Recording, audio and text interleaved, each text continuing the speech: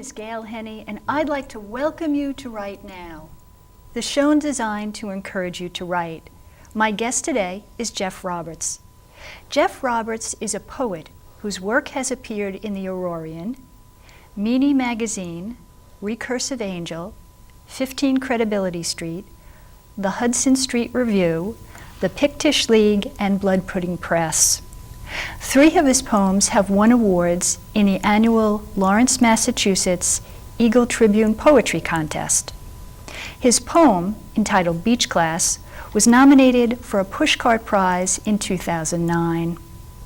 Jeff Roberts was a featured poet at the Fall Arts and Sounds Festival at North Andover's Rolling Ridge Conference Center in 2009 as well. Jeff Roberts is a member of the Academy of American Poets and the New England Poetry Club. We'll be discussing his poetry book, Chatter in the Canopy, today. Jeff Roberts, welcome to Write Now. Thanks, Gayle. It's great to be here. Chatter in the Canopy, in my view, can be considered a collaboration. Can you tell us how that may have worked? Sure. It started with an idea I had in around 2000 that I wanted to include my father in the project because he is an artist that I admire, and I thought that we could complement each other by sharing poems and illustrations to the poems.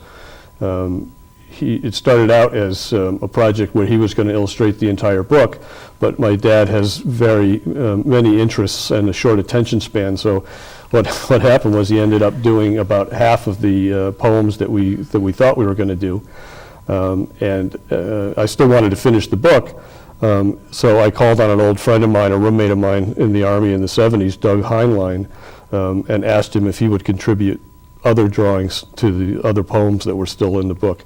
We ended up not illustrating all of the poems, but I got the quality that I wanted out of the illustrations that ended up in the book. Well, what I thought was so interesting is the 2 artists, Dick Roberts and Douglas Heinlein, have very different artistic styles. And I was wondering how that was going to mesh, but I liked it very well. Yep. Doug Heinlein's is the Asian brush painting?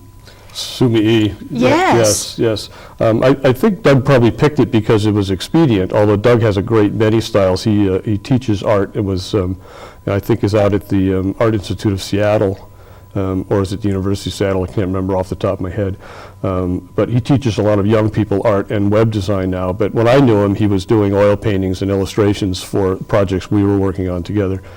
And I asked him to do this, and I suspected he didn't want to spend, tons and tons of time doing sort of more meticulous stuff.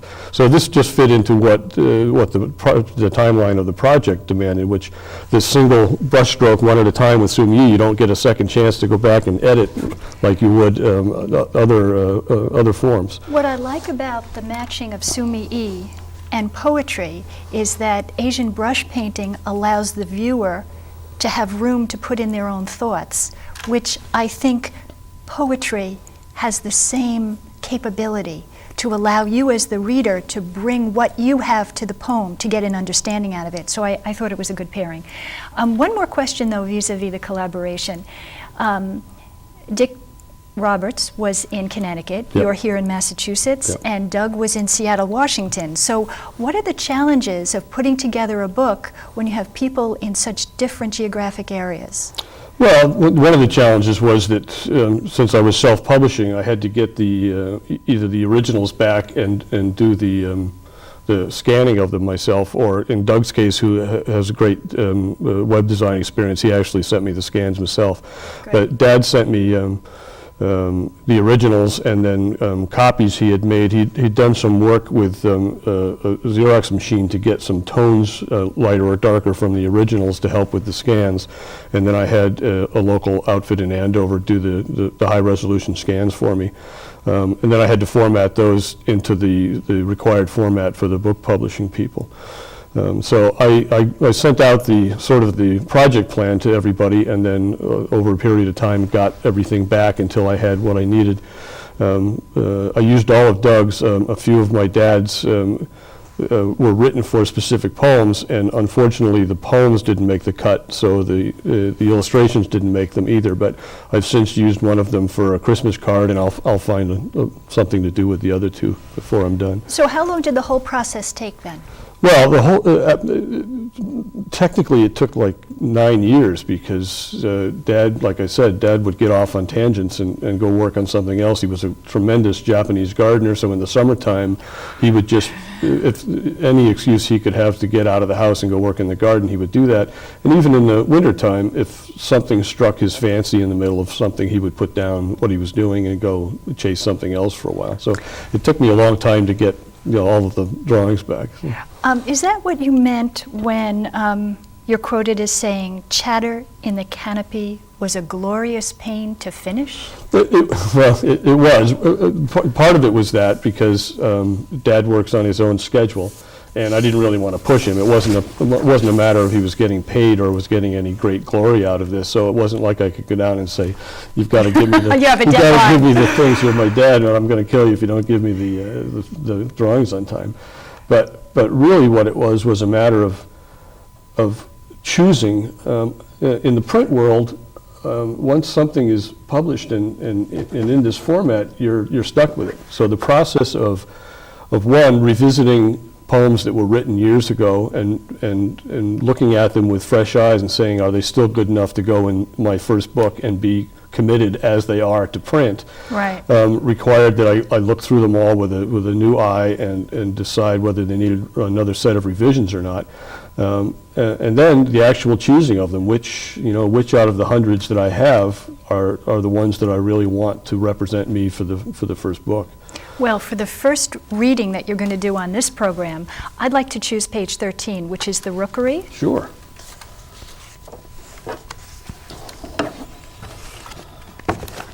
This was one of my wife's favorite poems, and I think one of the either second or third or honorable mention winners in one of the Lawrence Eagle Tribune contests.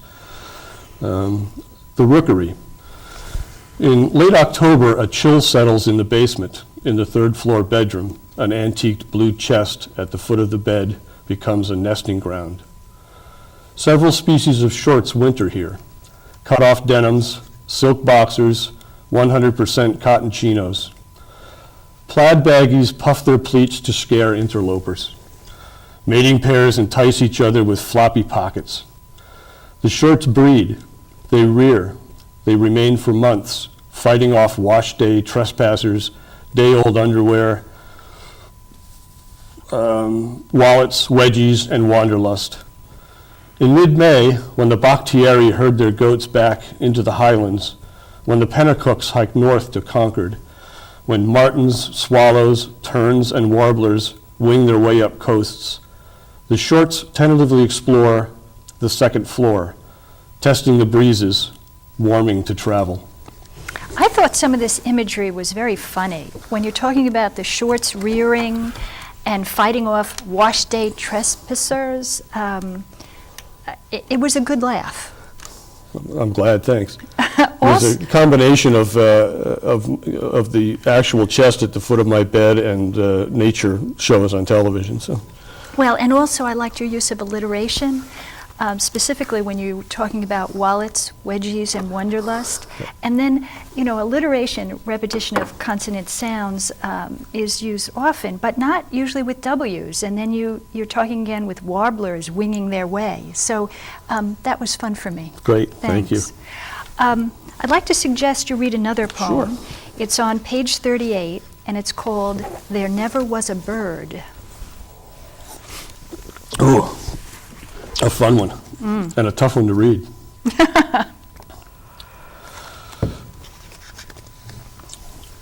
There never was a bird. There never was a bird in that cage, whitewashed for company who never visit, never muss the unsoiled perch, never give a feather to the edge of the snipped wire, never enjoy the whole and its ocean view. It is what it can be. It is an object with a title. It is a prince among princes. It is a cenotaph for soaring souls that fear delight. It is a third image of the Blue Peninsula. It is ekphrasis redux. It is connected to this, by this. It is for this that I am. Her words were heavenly enough to name that cage. If I could, I would pin together the feathery paper scraps left behind to build the poem named Object Untitled. In all candor, I have to say when I first read this poem, I said, I need to read this again because I am not familiar with Joseph Cornell, or at least wasn't before I read this poem. Maybe you'd like to give viewers a little background as to who he is or who he was and what he did? Sure. Cornell was probably the archetypical American collage or construction assemblage artist who has become, probably in the last generation or so, much more famous amongst outside the actual artists themselves, much more famous in the last couple of generations. He made what most people refer to as boxes. He did a lot of collages on paper that people are less familiar with, but he's most famous for boxes, which were generally maybe a foot or so square and a couple of inches deep. And he used them as small museums, sort of. He called them, I think, objects of poetry himself, which is where I get the connection to them. And a lot of them he used as tributes or homages or even gifts to people he fantasized about. European ballerinas were very prevalent. American popular movie actresses were prevalent. He's very well known for homages to Lauren Bacall and Hedda Hopper and even Susan Sontag, who many people think he had a huge crush on, and they corresponded back and forth. And I just enjoy his boxes immensely and have studied and collect what I can collect of them. Normal people like you and I can't afford any of his work at this point. The boxes are several $100,000 to millions of dollars a piece. But I've done some collecting of exhibition catalogs that I found from museum exhibitions or gallery exhibitions and posters and things. So, and some tribute pieces, and I treasure those and get them out and enjoy them regularly. Well, I have to say, as you alluded to earlier, many of the poems have artwork that go with them. This is the only one, though, that has artwork that wasn't done either by Douglas Heinlein or by Jeff Roberts, and it has a picture of the box that was made by Cornell specifically for Emily Dickinson. Right. And before I Googled Joseph Cornell, I didn't understand that connection, but then all of a sudden I understood the line which you separate in your poem from the other stanzas, and it reads, her words were heavenly enough to name the cage. Because as I understand it now, she wrote a poem, a poem, reference towards the Blue Peninsula. Correct. And then he made the box. Right. So it was this aha moment for me. It was Emily Dickinson living her reclusive life. Then it was Joseph Cornell with his homage to her. Who led an equally reclusive life. He was famous for not leaving home very much, although he did wander around Manhattan to collect the ephemera he used in his boxes. So. But there was some discussion, though, that one of the reasons, although it may have been an excuse, that he was reclusive himself is that he was caring for his brother who had cerebral palsy. But then to continue the circle, then you as the artist, as the poet, then write a poem about his box, which was for Emily Dickinson. So it's this wonderful circle. So it's ekphrastic poetry. Right. That's my third image of the Blue Peninsula. Lovely, lovely. Thank you for that. Also, there is another connection to the Merrimack Valley in that Joseph Cornell went to Phillips Academy in Andover. He did. Although I understand he didn't graduate. He didn't. I don't think he was happy there. He was, that could be. Could you go to page 27 and read Oncology for us? Oh, sure.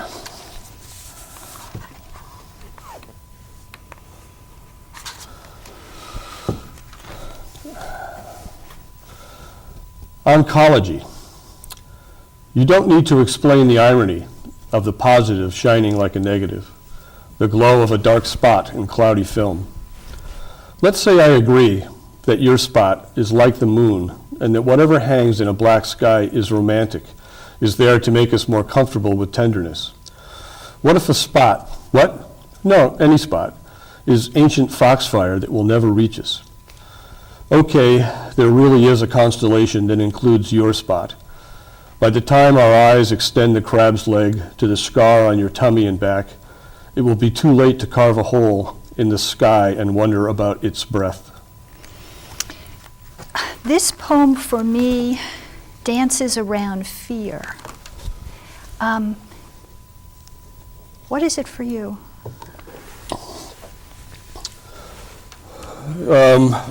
For me, it was capturing a conversation with someone who was dying of cancer that I never had an opportunity to have with her.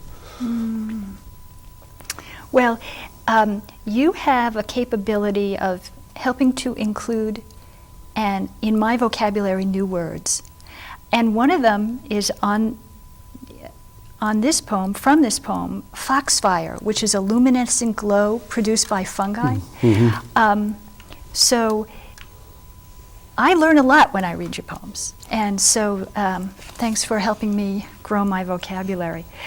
Let's go on to another one. And it's on page 18, and it's called Her Unusual Journey. Oh, good.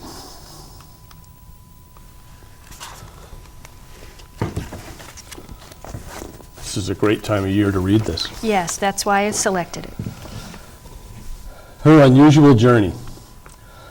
She never travels to where Polaris augurs his flag and claims all around it for the king of winter.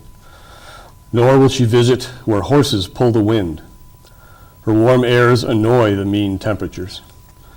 She travels from the middle of somewhere and back, spreading between degrees of mercury and latitude. In Barrow, doors open no wider than a trash bag, the caribou warm within the whisper of the pipeline. Closer to home, the granite knuckles of my ancestors protrude from beneath the snow. I feel her in my fingertips. I hear her hum and crack the lake like taffy. Periscopes of crocus rise and mark the bearings of her ship steaming north. Her unusual journey begins in the middle and ends where she turns, slapping her pockets as if noticing forgotten keys to retrace her obvious steps. There are some poems that I read that a line will stay with me, and one of them is this one, The Caribou Warm Within the Whisper of the Pipeline. Mm-hmm. It's that alliteration. It's with W's again, warm, within, whisper. I never noticed that myself, so Yeah, it's really... I have to go back and look at my W's. It's really very interesting, and I also liked, I hear her hum and crack the lake like taffy. So it was a great image. Yes, so thank you for welcoming spring. Do you remember Bonomo's Turkish taffy? Oh, who could forget that? That's where the image comes from. That was a tribute to the smacking the bar on the countertop in the kitchen and to break it up into little pieces before you ate it. So you could eat it. Yeah. Now I can almost taste it. Good. There's a poem on page 40 I'd like to have time to review as well. Oh, sure.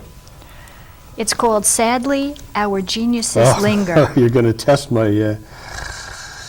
Yes, I'm going to make you work to read this next poem. This usually is done with musical accompaniment. Is I've performed this a couple of times with a friend of mine, Oz Barron, who was a bass player from Belmont, who's recently moved out to the West Coast. But Oz used to graciously come along and improvise bass lines behind this. It was sort of my beatnik poetry. Oh, well.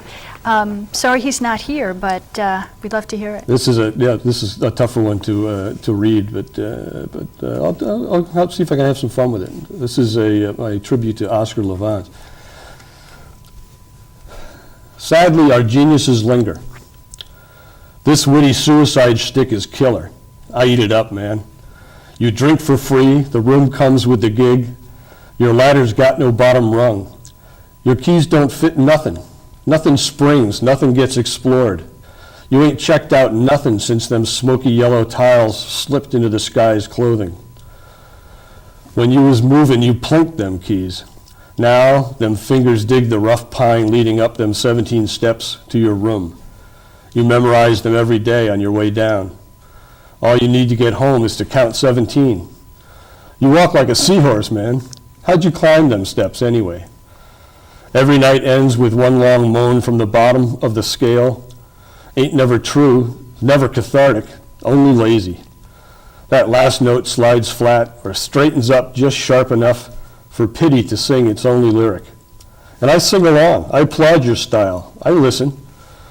Each wire you rap shakes and wails its dirge. If you could stand, you'd show me how to bend a note round my neck like silk.